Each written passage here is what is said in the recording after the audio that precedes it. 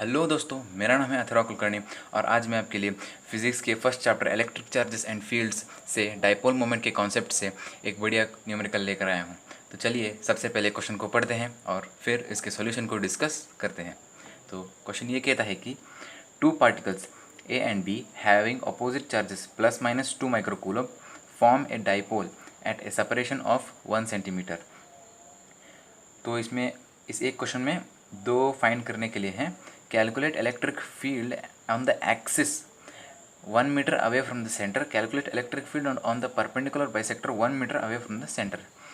तो क्वेश्चन ये कहता है कि दो चार्जेस हैं जिनके मैग्नीट्यूड हैं 2 माइक्रोकूलम और एक प्लस है और एक माइनस है, तो दोनों डाइपोल फॉर्म करते हैं। तो ऑब्वियसली हम सबको पता है कि दो प्लस और माइनस चार्जेस जो बहुत ही मैग्नीट्यूड में जो बहुत ही छोटे होते हैं, अगर वो दोनों एक बहुत ही छोटे डिस्टेंस के सेपरेशन पर रख दिए जाएं तो वो एक डाइपोल फॉर्म करते हैं। तो ये बहुत ही छोटा है, वो जो है 1 सेंटीमीटर। तो ये दोनों डाइपोल फॉर्म कर रहे हैं। यहाँ पे प्लस 2 माइक्रोकूलम माइनस 2 माइक्रोकूलम। और हमें ये पूछा गया है कि एक पॉइंट Q और एक पॉइंट P, जो जहाँ पे P इसके परपेंडिकुलर इस डाइपोल के एक्सिस के परपेंडिकुलर बाइसेक्टर पे है और Q इस डाइपोल के एक्सिस पर है। तो हमें Q जो 1 मीटर दूर है सेंटर से और P जो 1 मीटर दूर है सेंटर से, इन दोनों पॉइंट्स पे इलेक्ट्रिक फील्ड की वैल्यू पूछी गई है हमसे। तो सबसे पहला हमारा ये काम बनता है कि हम डाइपोल मोमेंट को फाइंड करें। तो डाइपोल मोमेंट को फाइंड करते हैं। तो P is equal to magnitude of one of the charges into distance between them. तो यही है फॉर्मूला डाइपोल मोमेंट का, जिसे हम P से डिनोट करते हैं। तो चार्ज जो है 2 into 10⁻⁻⁶ into distance between them 1 centimetre है। 1 सेंटीमीटर को मैं मीटर में कन्वर्ट कर लेता हूँ, इंटू 10⁻⁻²। तो डाइपोल मोमेंट का वैल्यू हो गया 2 इंटू 10⁻⁻8 कूलम मीटर। इसकी यूनिट्स है coulomb into metre, charge into distance. तो ये मिल गया हमें डाइपोल मोमेंट। ये इक्वेशन 1 हो गया। अब हमें पूछा गया है कि इलेक्ट्रिक फील्ड हमें फाइंड करना है कि एक्सिस पर और एक परपेंडिकुलर बाइसेक्टर पर। तो इलेक्ट्रिक फील्ड को फाइंड करने का एक जनरल फार्मूला होता है, जिसका जो है E is equal to KP/R³ into √1 + 3 cos² theta. ये है इलेक्ट्रिक फील्ड को फाइंड करने का, जहाँ पे K कूलम्स कांस्टेंट है, P डाइपोल मोमेंट है और उनके बीच का डिस्टेंस है, और √1 + 3 cos² थीटा ये कांस्टेंट है।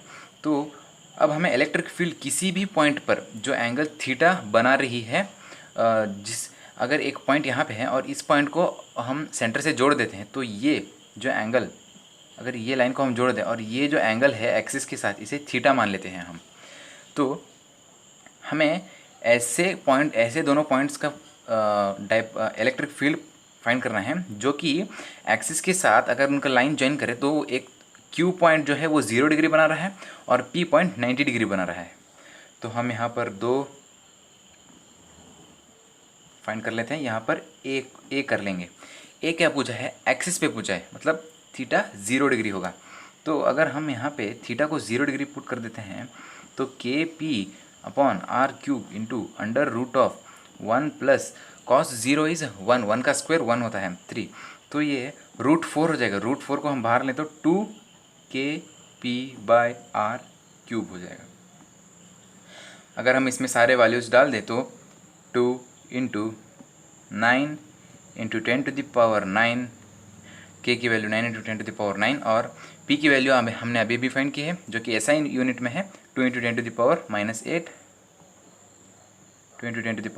डिवाइडेड बाय R³ है। ध्यान दें यहाँ पर R³ है, R² नहीं, R नहीं, R³ है। तो यही, अगर आप ये एक इक्वेशन जो इक्वेशन 2 है, इस एक को ही आप मेमोराइज़ कर लेंगे ना, तो बाकी कोई भी अगर आप किसी भी पॉइंट पर पूछ लेंगे ना, तो थीटा की वैल्यू डाल देने से वो फार्मूला जनरेट ही हो जाएगा।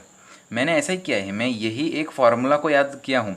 ना ही मैंने ये फार्मूला याद किया है और ना ही जो परपेंडिकुलर बाइसेक्टर का जो फार्मूला है वो याद किया है। मैंने इन दोनों में से किसी को याद नहीं किया, मैंने इसी एक फार्मूला को याद किया। और जब हम थीटा का वैल्यू डाल देते हैं 0 डिग्री, 90 डिग्री, 60 डिग्री, किसी भी एंगल पे पूछ ले तो ये एक कॉमन फार्मूला हो जाएगा।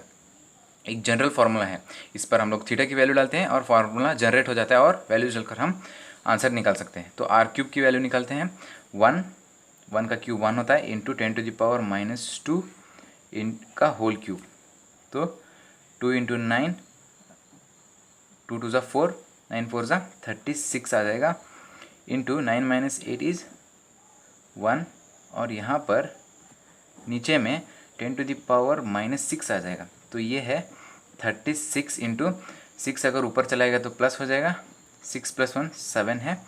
अगर इसको हम एग्जैक्ट स्टैंडर्ड फॉर्म में लिखें तो 3.6 इंटू 10⁻8 वोल्ट पर मीटर, ये है इलेक्ट्रिक फील्ड, जो कि है 1 मीटर की दूरी पर। ठीक है, नहीं एक गलती कर दी मैंने, सॉरी।